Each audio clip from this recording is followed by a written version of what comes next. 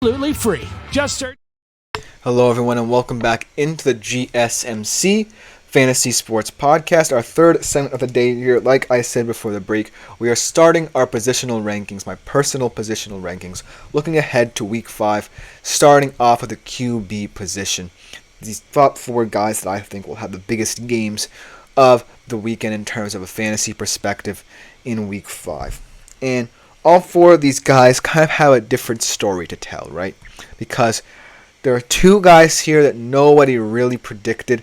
Maybe a couple people predicted, but not many, to have a good year. And the other two are guys who have really had interesting topsy-turvy starts to the year, but I think down the stretch will be proven to be as good as ever for you at the fantasy position. There's no necessarily surprises in this list. I would say maybe you'll be shocked at the last one I mentioned, but overall I think it's a comprehensive list looking ahead to Week 5. Remember, before I watch any of the games, these are my rankings before I watch that week's games. These are not, with the knowledge of what I saw from Week 4. So you could disagree with me, and I might want to counteract myself at certain points in this segment, but I'm sticking with this list because I think that I'm confident in saying these guys will step up. Without further ado, let's get right into this list right here. Starting off with a guy who had a fantastic performance against one of the better teams in the AFC, Lamar Jackson, going up against a divisional opponent in the Cincinnati Bengals, who picked up their first win, but not in convincing fashion, against the Carolina Panthers team that I feel like they should have beaten more comprehensively, even with the kind of rejuvenation of Andy Dalton in that team. So, that being said, I think Lamar Jackson will continue from what we saw of him this week against Buffalo, perhaps one of the better quarterbacking performances we've seen all season, at least in terms of dual threat ability.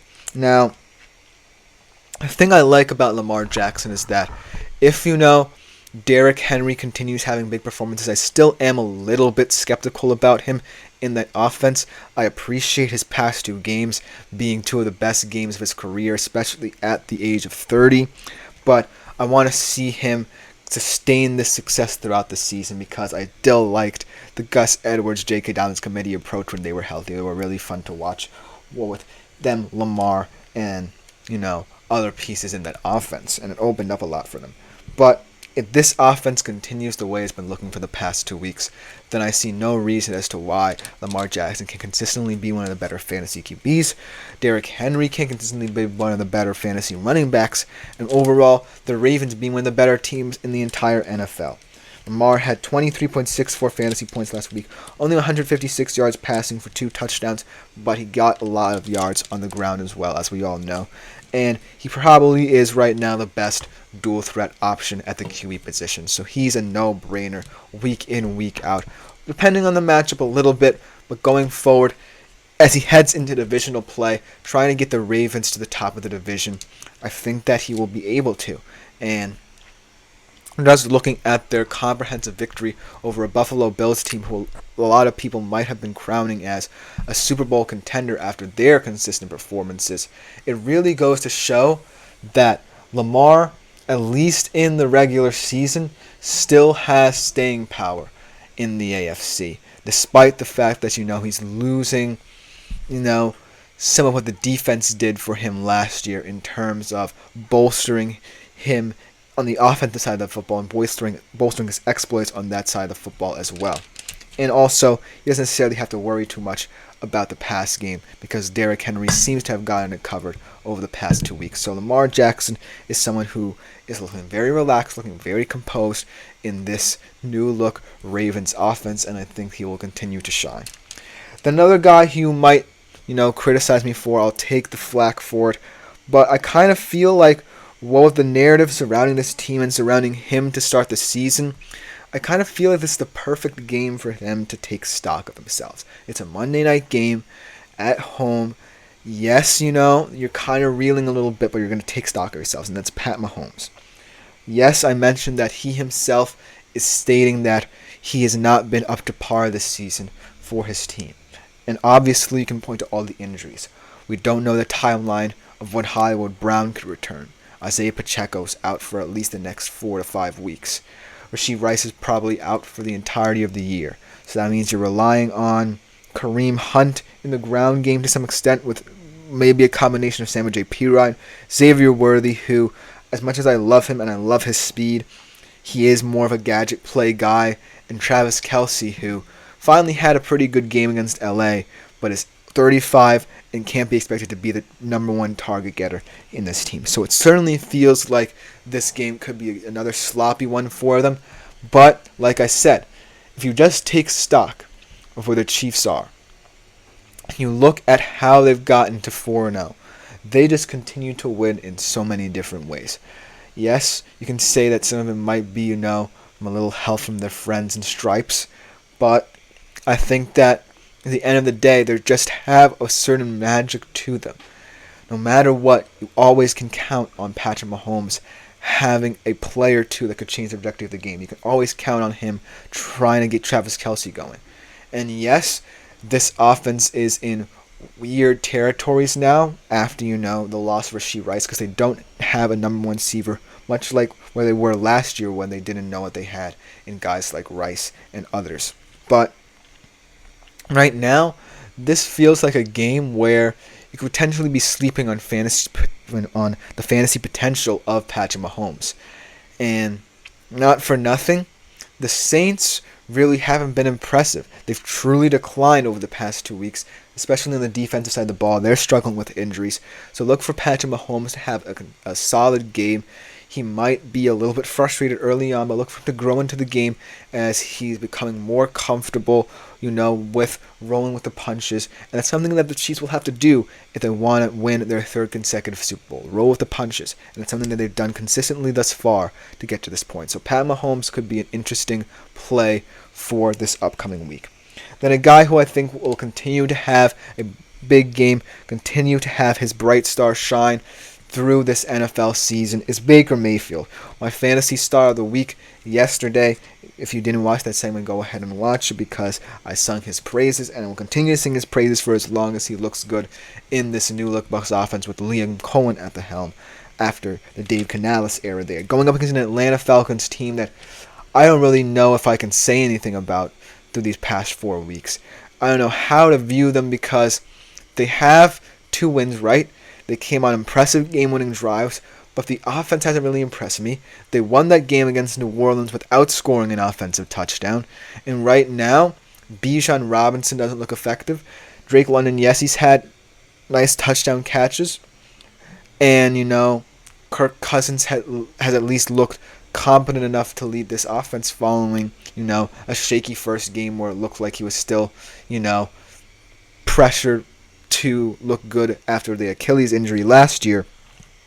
But right now, this Falcons team seems in a little bit more disarray than where this Bucs team is. And Baker Mayfield is playing the best football he's ever played in his career. 347 yards, 2 touchdowns, 28.88 fantasy points.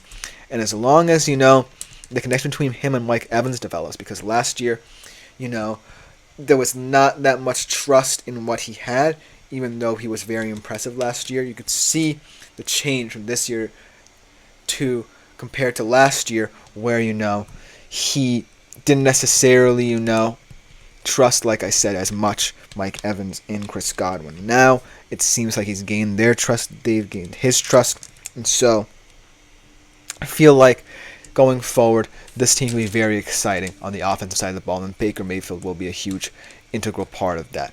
But the last guy I kind of want to mention is a guy who a couple of weeks ago people would be condemning me for putting him on this list.